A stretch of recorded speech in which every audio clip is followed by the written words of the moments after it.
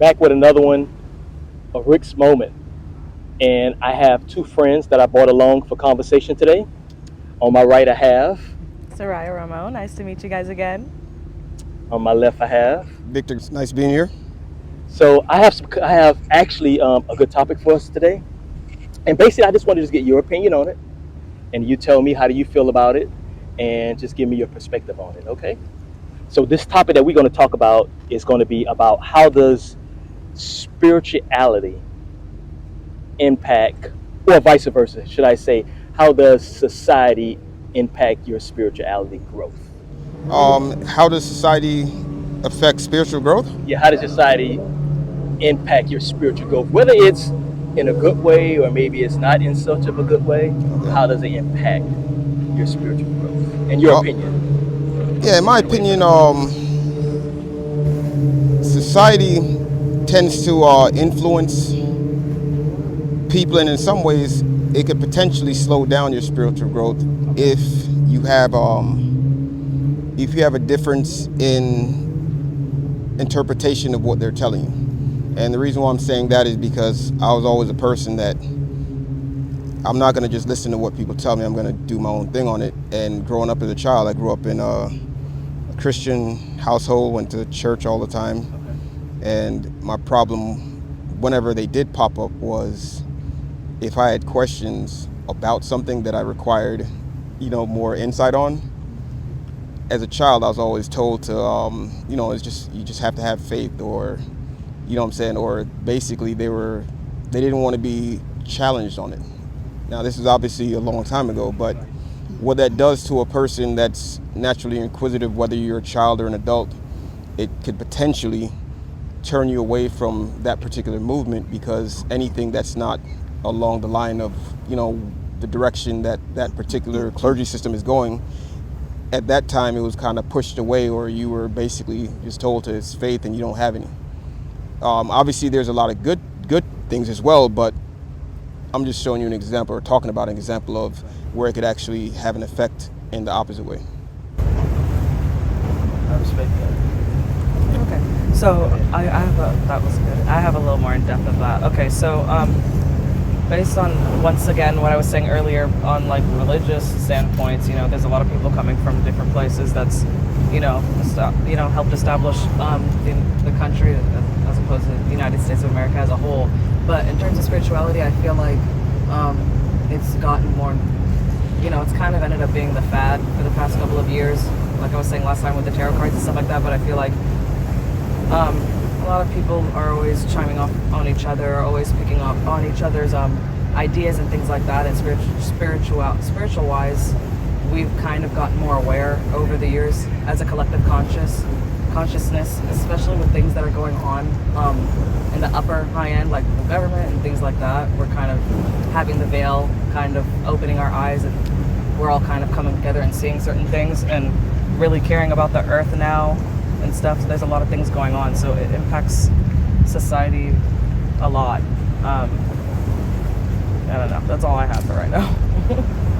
Yeah, Um, a lot of so things and turmoil is happening, which is making us come together and kind of making us more in tune with ourselves, and really like knowing what matters the most, and caring about ourselves, looking inward first, stepping in the dark before you step to the light, because you have to address things before you move forward with it.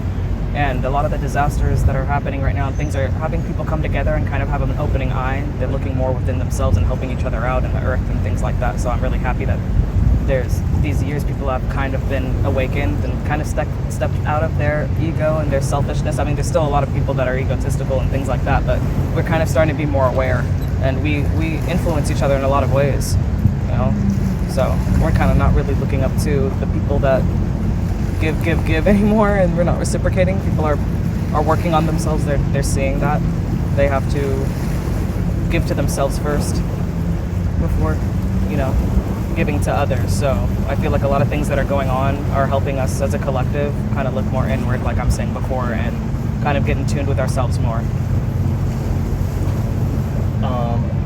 so for me, how does your spirituality, or how does society, impact See, I think for one that you have to understand that when it comes to your society, whether it's your mom, dad, group peers, or whoever that you are, looking up to, or whoever that you believe or give you that authority to, that is just a belief. That is something that you have picked up along the way. It's not a part of who you are within. It's just outside. So it's just like one is a belief and the other one is a knowing. So you have to know how to differentiate the two. But you really have to be aware and have a lot of should I say, a lot of, what's the word I'm looking for? Say it again? Determination? No, you have to have a lot of, what's the word I'm looking for here? Awareness. There you go. You have to have a lot of awareness, because without awareness, you can't differentiate the two. So you have to be more mindful and understand that some of the things that you've been taught, it doesn't pretty much, or it goes against how some of the beliefs that you've been raised up with is different from your spirituality.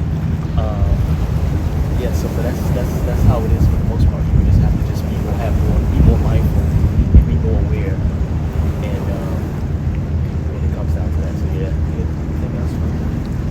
Yeah, it pretty much sums it up.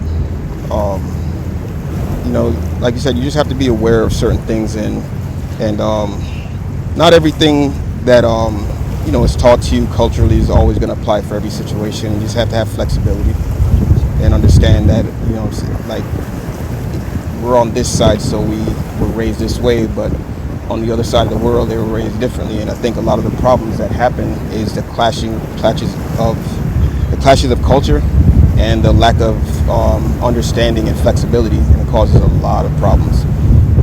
The way I go about things is a little different. I'm like, it works for you, works for you. You do you, I do me. As long as what you do doesn't affect me and I don't affect you, you really shouldn't have a problem.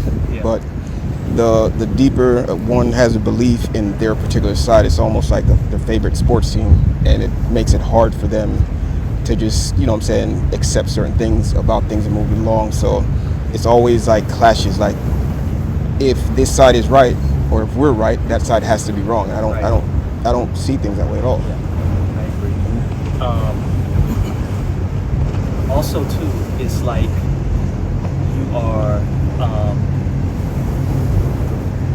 The way that we've been raised is just a way of